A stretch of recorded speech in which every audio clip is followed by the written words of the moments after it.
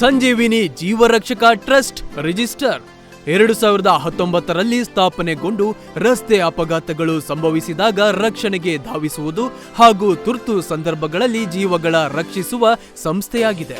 ಮೂಲತಃ ಈ ಸಂಸ್ಥೆಯ ಕೇಂದ್ರ ಕಚೇರಿಯು ಚಿತ್ರದುರ್ಗದಲ್ಲಿದೆ.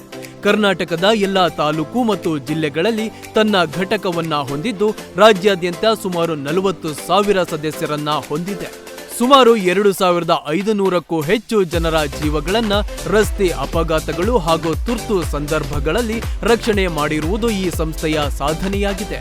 ಈ ನಿಟ್ಟಿನಲ್ಲಿ ನಮ್ಮ ಸಂಸ್ಥೆಯು ದೇಶದ ಯಾವುದೇ ಮೂಲೆಯಲ್ಲಿ ಯಾವುದೇ ವ್ಯಕ್ತಿಯು ತುರ್ತು ಸಂದರ್ಭಗಳಲ್ಲಿ ನೆರವು ಹಾಗೂ ರಸ್ತೆ ಅಪಘಾತಗಳನ್ನ ತಡೆಗಟ್ಟುವ ಕೆಲಸದಲ್ಲಿ ತೊಡಗಿಸಿಕೊಂಡಿದ್ದಲ್ಲಿ ಅಂತಹ ವ್ಯಕ್ತಿಯನ್ನ ಗುರುತಿಸಿ ಸಂಸ್ಥೆಯು ಜೀವರಕ್ಷಕ ಪ್ರಶಸ್ತಿಯನ್ನ ಘೋಷಣೆ ಮಾಡುತ್ತದೆ. ಸಂಸ್ಥೆಗೂ ಹಾಗೂ ಸಾರ್ವಜನಿಕ ವಲಯದಲ್ಲಿ ಸೇವೆ ಸಲ್ಲಿಸಿದ ವ್ಯಕ್ತಿಗಳಿಗೆ ಪ್ರಶಸ್ತಿ ನೀಡುವುದು ನಮ್ಮ ಸಂಸ್ಥೆಗೆ ಹೆಮ್ಮೆ ತರುವ ವಿಷಯವಾಗಿದೆ. ಈ ಪ್ರಶಸ್ತಿ ಪ್ರದಾನ ಸಮಾರಂಭವು ಪ್ರಥಮ ಬಾರಿಗೆ ಚಿತ್ರದುರ್ಗದಲ್ಲಿ ನಡೆಯುತ್ತಿದ್ದು ಜೀವರಕ್ಷಕ ಬಳಗಕ್ಕೆ ಸಂತೋಷ ಉಂಟು ಮಾಡಿದೆ.